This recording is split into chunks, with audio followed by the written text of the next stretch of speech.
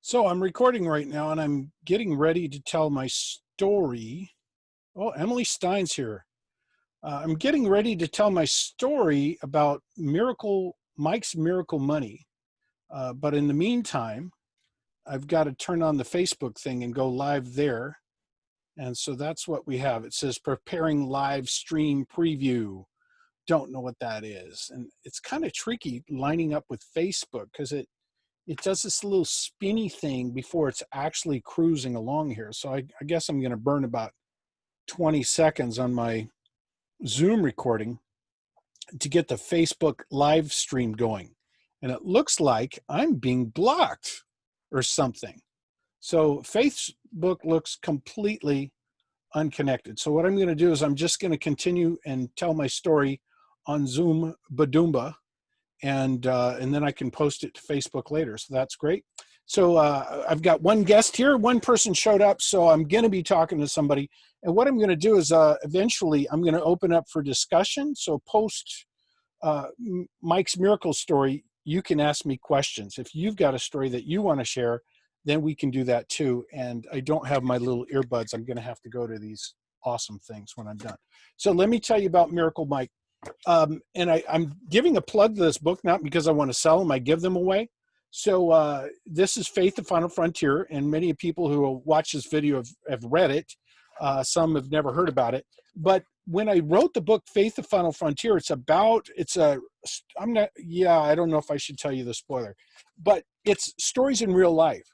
Since I don't have a PhD to teach people about faith, theoretically, I had to put in practical application the things that I learned and experienced over quite some time. So I put it in this book, Faith, the Final Frontier. And to produce 1,000, it cost $3,500. So somebody had fronted $3,500, and it goes to Mike's money miracle here. Okay, it's where this is going to go. If somebody fronted it $3,500, and what I did is I said, well, I'll sell 350 out of the 1,000 books, then I can give the rest away. But so let me sell 350 of them for $10 a piece. That'll pay for the printing. I can pay the money back to the person who fronted the money, and that would be great. So what happened is my pastor gave me permission. It was actually, 16 years ago this week, to get up in church on Sunday morning and tell everybody, hey there, folks, this is my book, Faith, the Final Frontier. It's 1,000 printed, and I'm not sure whether they were printed that day or within a few days. I can't remember. But and so my plan is to raise the money to pay for the printing. I'm going to sell, and I said 350 books. Boom! 300, right in the middle of my saying 350 books. God, the creator of the universe, interrupted my speech, not to me, not to everybody in the congregation, but to this one guy, we'll call him Mike, in the congregation. He interrupts what I'm saying. Now, I don't know what this guy, Mike, is hearing from God. Now, we're going to find out later. I'm going to tell you in the story what happened. What did Mike hear, and when did he hear it? So let's just let you know that I've given a plug, got to sell 350 books. I'll be out in the vestibule after church at a table signing people up for how many books they want. So I don't think they were printed yet. I think they were in the middle of being printed because I remember having to write people's names down. So this is what happened. So I'm sitting at the table, and this guy Mike walks up, and he gives me a check, and he says, I'll take 2 books. So, I get the information down, and I look at the check, and the check says $320. And I said, whoa, that's more than 2 books. He says, yeah, $20 is for the 2 books, and the other is to meet your need for the printing, whatever it was. And so he goes on, and well, thank you. God bless you. So that was really good. A week later, or 6 days later, we're at a men's group, fellowship, small group discussion, men's Bible study, whatever you want to call it. And we're having our little discussion, 4 of us. Mike's in my group. And so at the end of our discussion, when it was just kind of visit time, Mike pulls me aside and he says, David, I got to tell you what happened last week. Remember that $300 extra I gave you? I said, yeah. He says, I was sitting in church while you were talking, and God spoke to me. It was like I heard a voice. I mean, it just totally interrupted my thinking. And God said, he says, give him a tithe of what he needs. So I actually wrote it down. Oh man, I wrote it down. It's in the book. So this is the word he got. Give him a tithe of what he needs. So Mike, turns out, is a very new believer Christian. He's got an incredibly interesting story. He was an executive, but he got caught on alcohol and drugs and all kinds of stuff, ended up being homeless. And then he eventually came to himself very soon, or very recently prior to this event. And he came to Christ. He got all cleaned up, got his life restored, his family restored. Really exciting story. But so here's Mike, and he's sitting there. He's never had God speak to him before. And he gets this like thing, give him a tithe of what he needs. And so he's like shocked, and he's arguing in his mind, is that God? Oh my goodness. And he thought to himself, and he's telling me the story. He says, I don't know who this guy is. I don't know what he wrote in the book. I don't know what the book's about. I may not even agree with the book. What do you mean give him a tithe of what he needs? And he just got this sense like, uh-oh, if I don't give him a tithe of what he needs, I'm going to be in sin. So he's sitting there, and while he's contemplating this, and he's starting to think, he needs $300. And so where do I have $300? And he told me later that, it was in a box in his desk or his dresser. He knew where there was $300 he could use. And his wife turns to him and says, and sitting in the pew, and she says, Mike, I think we're supposed to give this guy some money. And he says, I know. I think you're right. So this is a week after the event where he gave me the check, and he's telling me this story about hearing from God. Well, guess what? That is the theme of Faith, the Final Frontier. In fact, he hadn't even read the book. And so what he was explaining these times when somebody hears from God and it makes you have to choose something to do that you wouldn't ordinarily do. It may not make sense to you. And you see how Mike argued with God about it, but then obeyed and said, well, I just got to do it. So while he's telling me the story, in my mind, I'm thinking, you know what? That was supposed to be $350, not $300.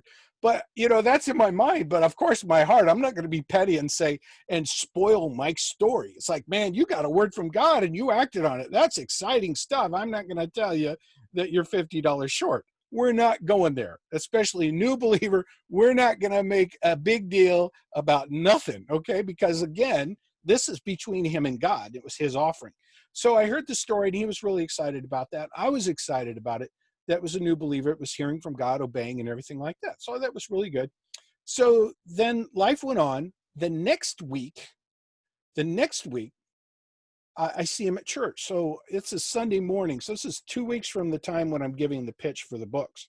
So we heard the next Saturday, I heard the story of how he heard from God and he was obedient.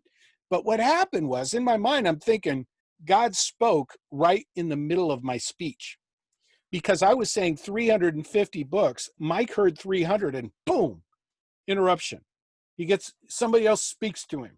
Somebody with a bigger, louder voice, more impressive voice speaks to him right in the middle of my saying $350, 350 books. So he's thinking 300. He gave he's thinking it's going to be $10 a piece times 300. He gave me $300. Well, the next week after the men's meeting, I walk into church on Sunday morning, and I walk in and there's this entrance out of the parking lot, and Mike's coming down from the youth wing as I'm entering the building, and he comes and walks. He says, hey, David, I got something for you. And he sticks something in my shirt pocket. And I presume because of our conversation and his giving and everything that was going on like that, I presume that it's probably money. But I said, stop, Mike. Tell me the story, right? I need to hear the Faith, the Final Frontier story. I need to hear the continuing saga. And that's why I was hoping when I wrote the book is that people would read it and go, oh my goodness, I really need to be walking in faith, obedience, sacrifice, and seeing God glorify himself, So Mike's experiencing the book right now, and he hadn't even read it.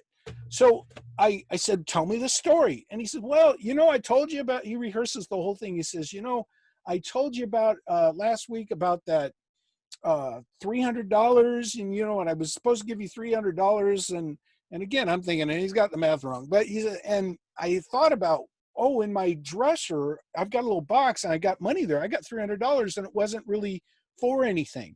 So I says, well, so I just thought I'd give him that uh, get that $300. And when I told you the story, I still hadn't put that $300 in the bank. I'd written the check, but I needed to get that $300 in the bank because that money was intended for something else. So he said on Monday morning, I got out the box and I'm going to the bank, and I opened it up and I pull it out and I counted all the money, and it was $300. And Mike says, but I always count my money twice. It's something I do. It's just, I do that. Okay. So I counted it a second time. I was about to put it in my pocket, and all of a sudden I get this uncomfortable sense that I'm supposed to, like God's wanting me to count it 3 times. And he's kind of like, what is up with that? I don't need to count it 3 times. Okay, I'll count it 3 times. So he counts it out. It's $300. He puts it in his pocket. He goes to the bank. He gets the checking deposit slip. He fills it out, cash, $300, and puts the account information on it. He walks up to the teller. He puts the deposit slip down for $300, and then he starts to count out the money. And he counts. It's $350. Wait a minute. He picks it up again. He counts it out again. And he's like, I just already counted this 3 times. $350. Now he's already got the deposit slip. So he's thinking, what do I do? Do I change the deposit slip? And he said, then God spoke to me right then. He says, give it to David. So now what's exciting about me, I know his math was wrong in his story. So the saga's continuing, the story's continuing. God's doing a work in Mike. He's introducing Mike to hearing from God and being obedient. And so here's Mike in this situation. So he goes, so there's your $50. And that's when I said, stop, Mike. And he started walking away. And I said, no, Mike, you need to hear the rest of the story. That's when I explained to Mike that his math was messed up, that when God spoke to him, he did it right in the middle of my speech. And Mike missed a significant part there, and that God nonetheless enabled him to experience this weird situation where he counts it all out. He's obedient to count it out again. He lays it out there. It's $350. Now, I don't know if God manufactures Federal Reserve notes. I have no idea what happened. Okay, he put it in his pocket, believed that was the only thing in his pocket. He pulls it out, it's all folded up, counts it out, and it's $350. So I was able to explain to Mike what had happened and how he had missed the count, and that this was just a really exciting miracle. He hadn't read the book. Nonetheless, he's living it out. He's living out the very purpose of this. Again, I'm not selling these things. I've got a few dozen left to give away.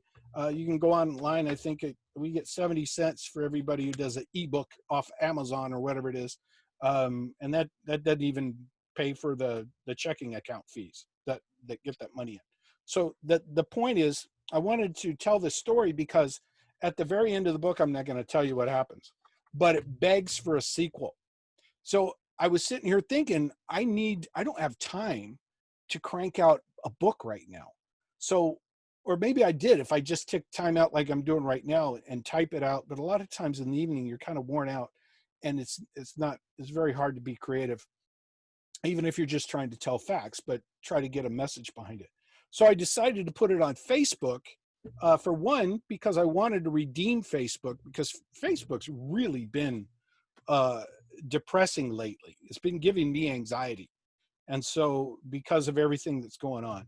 So that's the end of my story. And let me check my notes. And it is a Miracle Mike story. It's a story that really happened. And this is within a week of this thing being printed. Okay, during the time this is being delivered, this was delivered to me in the first part of June 16 years ago in 2004. Now, what I'd like to do is take Fridays off and just have, like, it's been 14 minutes, to do a 14-minute plug. And I think I don't know how to turn off the Facebook once you start turning it on. But what I'd like to do is I'm just going to shorten this